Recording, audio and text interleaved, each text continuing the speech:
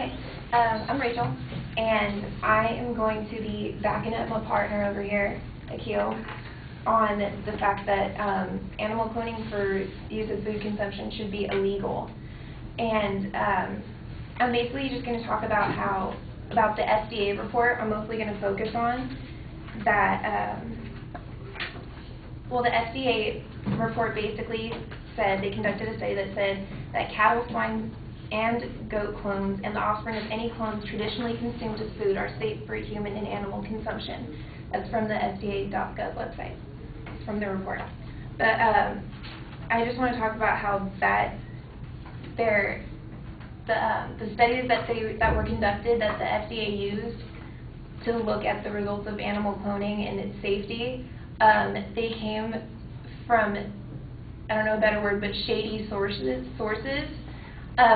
Two of the studies were from actual cloning companies, because the FDA doesn't conduct the research themselves. Scientists and whoever else conduct the research, and they look at those studies. And the two companies that did the research were actual animal cloning companies, so that the research that was used to come to this conclusion that it was safe, it can't be trusted, the FDA report, because obviously the companies are going to want to say that it's safe so that they can stay in business. I like to talk about, let's see. Okay, I'll come back to that. I want to talk about how Caitlin was saying that animal cloning is safe, because cloned animals are not as healthy as she's saying that they're the same as regular animals. An article recently published in the New England Journal of Medicine stated that given the available evidence, it may be exceedingly difficult, if not impossible, to generate healthy cloned animals.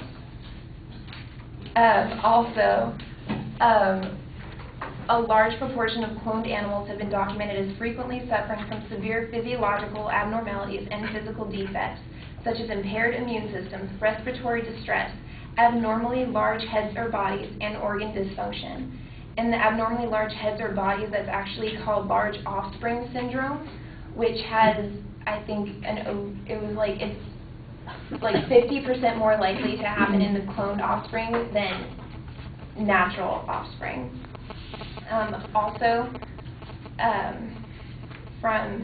This is actually from one of the cloning companies that conducted the research that the FDA used, and one of those companies is called Biogen, and from their website, they say that the incidence of health problems in animals produced by assisted reproductive technologies, such as cloning, is higher than in animals produced by natural reproduction. So health problems do occur. It's not that they're at the same level as naturally produced offspring. And let's see. Okay, and now I want to go back and talk about those two cloning companies that sponsored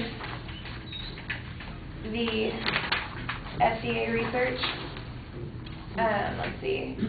One of them is called Viagra, and they are the livestock cloning and genetic preservation people. Services include livestock cloning, genetic preservation, and cryopreservation of animal cells. So them conducting a study is that the FDA actually trusted to use, it shouldn't happen, and the FDA needs to use like unbiased research, right? Biogen is the other one, and on their website it says in huge letters, Biogen, the cloning company. So it's not like they're using unbiased research. What else shall I talk about?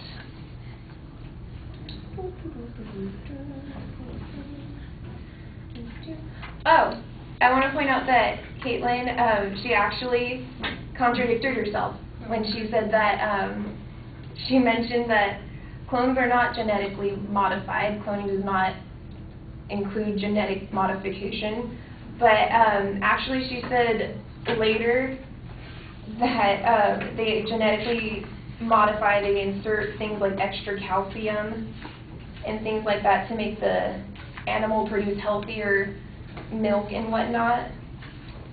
So that's a contradiction. Can't trust her. What else? Oh, she also mentioned that cloning is natural because, hey, check out asexual reproduction. That's natural.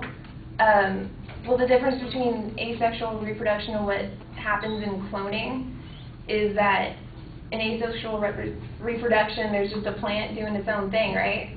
And it's just doing what it's doing.